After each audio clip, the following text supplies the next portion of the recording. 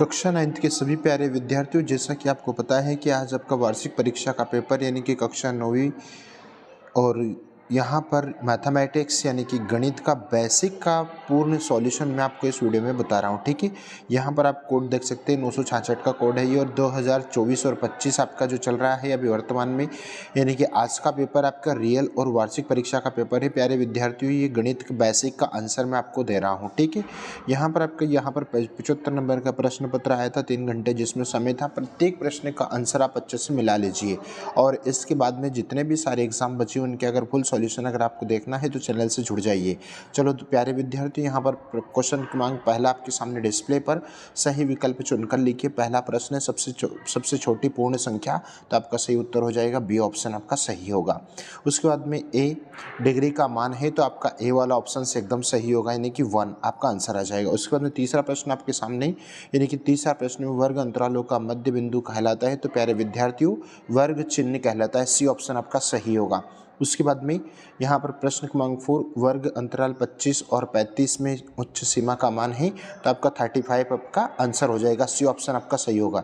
एक बार फिर मैं बता देता हूँ, ये आपका बेसिक का आंसर और सॉल्यूशन ही वार्षिक परीक्षा 2025 के कक्षा 9वीं के गणित का पेपर का आंसर हम आपको बता रहे हैं। ठीक है, उसके बाद में क्वेश्चन नंबर 5 आपके सामने डिस्प्ले पर, आयत के सम्मुख कोणों के एक युग्म का योग होता है तो 180 डिग्री होता है, सी ऑप्शन आपका सही होगा। क्वेश्चन क्रमांक 6, किसी समांतर चतुर्भुज पी क्यू आर एस में भुजाएं बराबर हैं, तो आपका सही उत्तर हो जाएगा डी ऑप्शन, यानी कि पी क्यू और आर एस, डी ऑप्शन आपका सही होगा। उसके बाद में यहाँ पर ये इंग्लिश वर्जन में इसको दिया था, हम हिंदी वर्जन के आंसर्स मिला रहे हैं।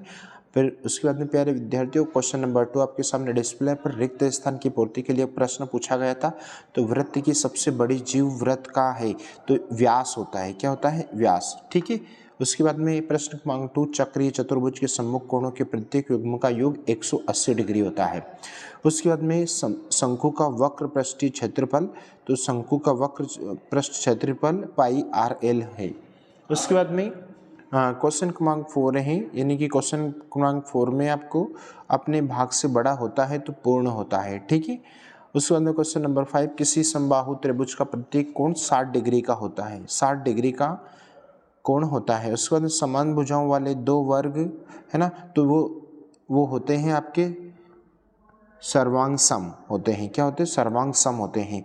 नेक्स्ट क्वेश्चन नंबर 3, तो यहाँ पर क्वेश्चन नंबर 3 में आपको सत्य और असत्य करना था, तो पहला आपका सत्य है, उसके बाद दूसरा भी आपका सत्य है, और तीसरा प्रश्न आपका सत्य है, चौथा आपका असत्य है, चौथा भी आपका सत्य है, सॉरी, पांचवा प्रश्न मात्र आपका असत्य है, बाकी के सभी आपके सत्य हैं।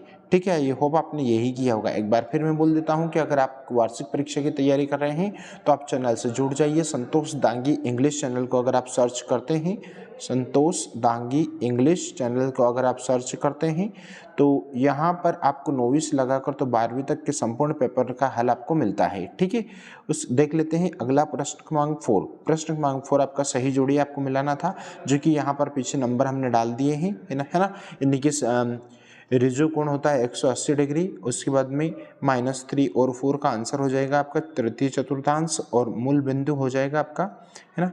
उसके बाद में 0 0, उसके बाद में यहाँ पर y - 2 = 0, तो आपका होगा रेखीय समीकरण। क्वेश्चन नंबर 5 पे हो जाएगा x² - y², तो आपका उत्तर हो जाएगा x + y और x - y, और 2x² + 5 का आंसर बन जाएगा आपका एक चरीय बहुपद।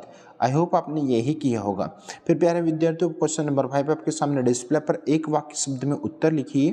तो पहला यहाँ पर आपको पहले में 5 आंसर आ जाएगा, दूसरे में आपको y अक्षत आ जाएगा, और तीसरे में आपको यहाँ पर परिभाषा लिखना था, जो कि परिभाषा आपको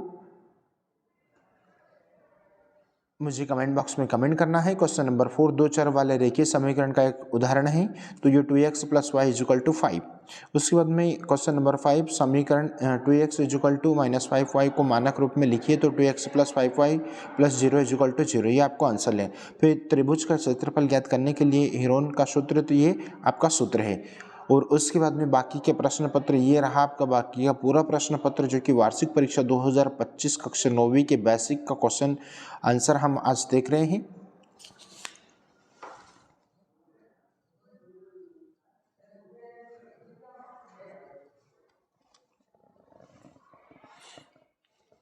सॉरी, है ना, ये पूरा का पूरा आपको वार्षिक परीक्षा का प्रश्न पत्र है ना। तो और इसके बाद की जितनी भी वार्षिक परीक्षा का अगर आप प्रश्न पत्र देखना चाहते हैं तो चैनल से जुड़ जाइए। मिलते हैं नए वीडियो के साथ में, तब तक के लिए आपको अगले पेपर के लिए बहुत बहुत शुभकामनाएं। जय Hind, thank you so much.